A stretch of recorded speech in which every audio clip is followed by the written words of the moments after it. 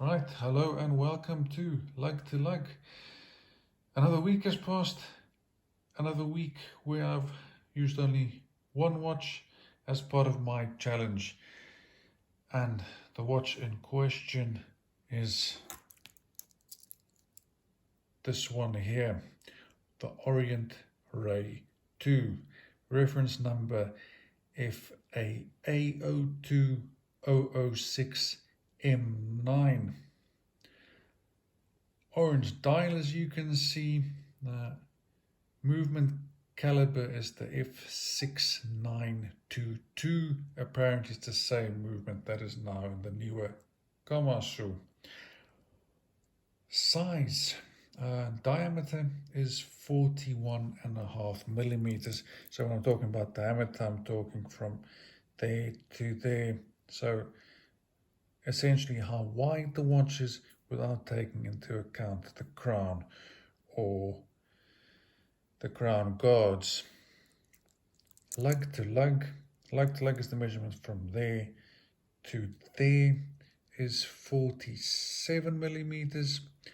Thickness is 13 millimeters, and lug width, so how big the strap you're going to put in there needs to be, is 22 millimeters.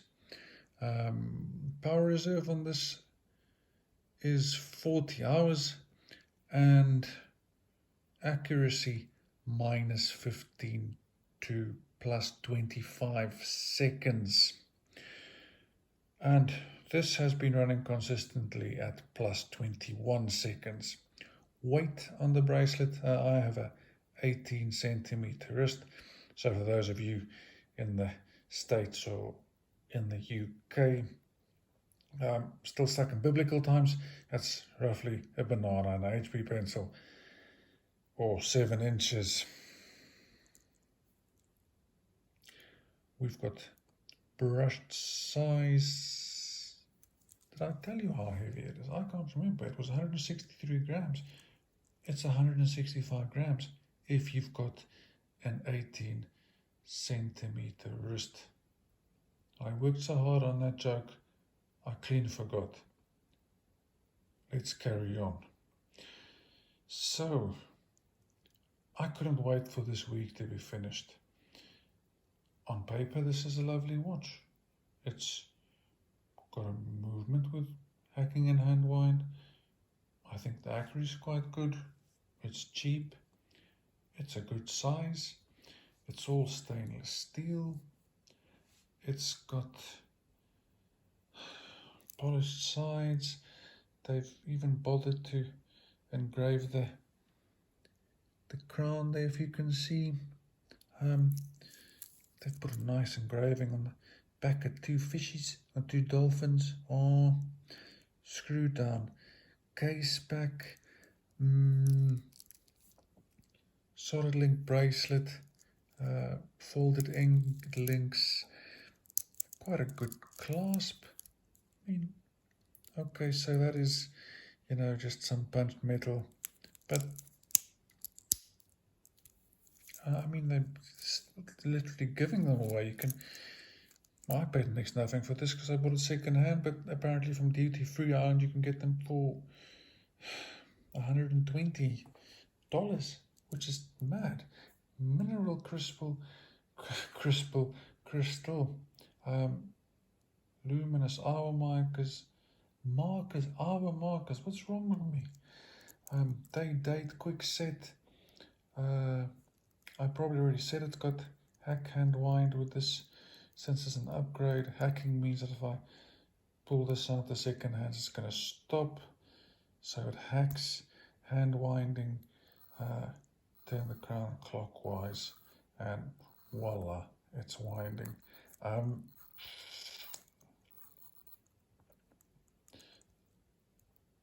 don't know what it is with Orient and me. I don't like the name. I don't like the emblem thing.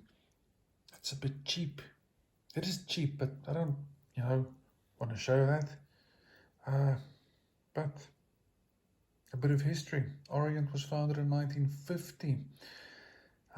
It's a Japanese company, and they became a subsidiary of Epson in 2009.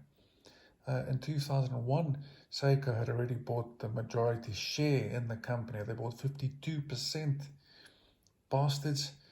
And then they became fully integrated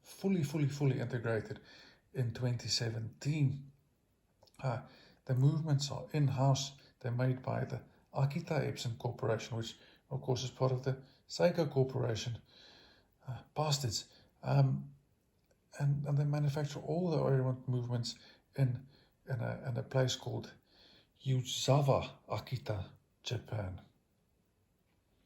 And when the company was first formed, it was named the Tamakeiki Company. But in 1951, they changed it to the Orient Watch Company. Well, I would have liked it if this was a Tamakeiki watch. But it's an Orient. So I don't know what I'm going to do with this. It kept time well. It's comfortable to wear. I'll give you a wrist shot. The loom is good. When I woke up in the morning in the dark and I want to know what time is, this little bugger told me exactly what time it is. So there it's on my wrist. My wrist is, like I said, 2 bananas and an HB pencil, or 18 centimeters, or 7 inches. It sits nicely. It's very comfortable. At 47 millimeter lug to lug distance is sweet spot. Just for interest's sake, the lug to lug on this is 47, and these almost look the same size. It's mad what a big difference that lug to lug makes. And of course, this doesn't have a big bezel taking up real estate, so it almost ends up looking bigger, even though this is like 38 millimeters. And then just for reference, this is the Mako Excel. So this has got all the movement and no hacking, no hand wind. And then they've got this groovy button there that you press to change the day. And I dig that. That is so quirky. The old legend, the XK-X007. Then we've got the Citizen, very similar sort of look. And then we've got the Turtle, which looks substantially bigger.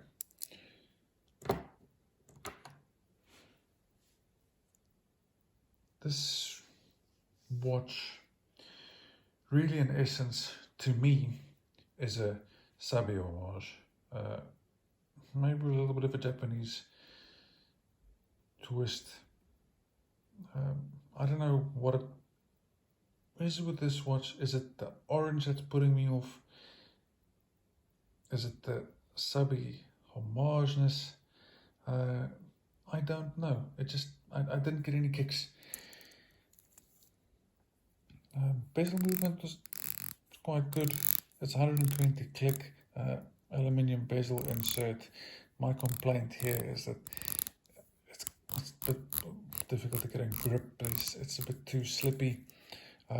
Crown is too small. It's a pain in the ass to unwind. You feel like you can't really get a grip on there. Value for money is insane if you think of what you're getting. I mean, even though this is basically, well, you can't really say it is a Seiko, even though it's owned by Seiko, but I mean, you're not getting anything from Seiko that's this good for so little money. I mean, if you can think of something, please let me know. But this might just be a catch and release for me. I'd quite like to get my hands on the Komatsu. Biggest upgrade there is that it's got sapphire crystal, where this has got mineral.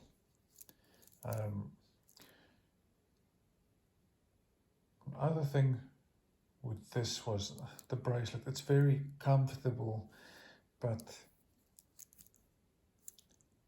like I said, this is 22.